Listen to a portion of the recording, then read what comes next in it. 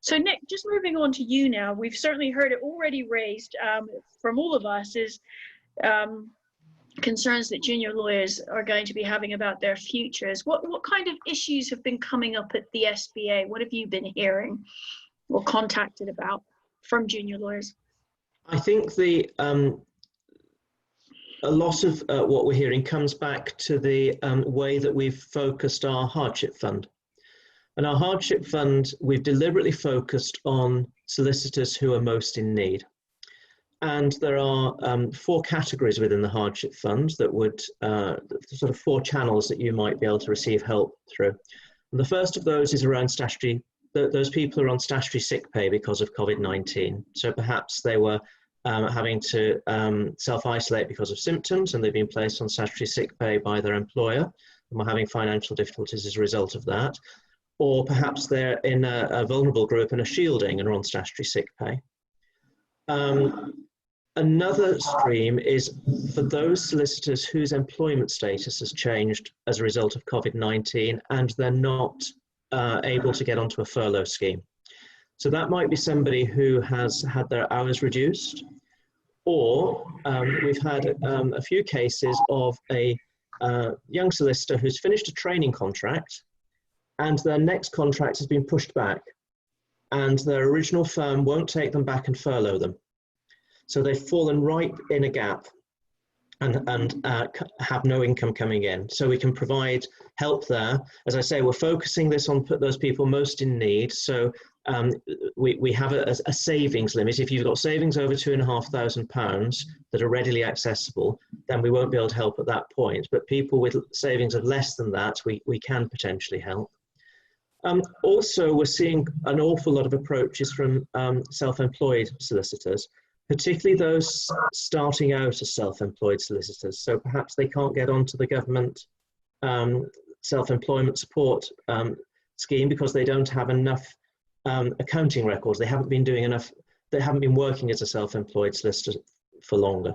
So I think what we are seeing is solicitors starting out are coming to us, whether that's starting out on their post-qualification career or whether it's starting out as self-employed solicitors. The other thing that we've done besides the hardship fund is to create a COVID-19 hub, which is really just to bring information together. And actually, if you'll just permit me to share my screen, I'll show people this. Has that popped up? Yes. Yeah, you can see that. Lovely, amazing. Technology works. Better than me. I failed to try and get ours up. So we have our COVID-19 support hub, which has 4 areas to it. One, support for individuals, and this is just some useful links. We were talking about people who'd lost their jobs, useful links through to how you can apply for job seekers allowance, about universal credit, things like the National Careers Service or charities such as Turn to Us that help people getting benefits and grants, or the Money Advice Service. You know, people may need to know how to manage their money better at the moment, and there's some help with that. As I said, we've got quite a lot of self-employed people coming to us, perhaps not relevant to this audience particularly, but we have also got support for businesses here. But also we've got this additional resources and support page, which echoes a lot of LawCare's work, but it provides links to well-being sites. So for instance, if you're feeling lonely, or if you need to get advice from the NHS about coronavirus, or if you're concerned about somebody else's mental health, there's a link to that. And also to our partners, LawCare and the Solicitors Assistance Scheme, there's a link there. And then of course the 4th thing we have here is our link through to the Personal Hardship Fund, guidance about who can apply and how you can apply, the information you need to provide, and it's a very simple form when you click onto it. And you're turning around those applications very quickly, aren't you, Nick? Yeah, we would if it's a relatively straightforward application, we're turning them around in, we were getting money into people's bank accounts in about 4 or 5 working days.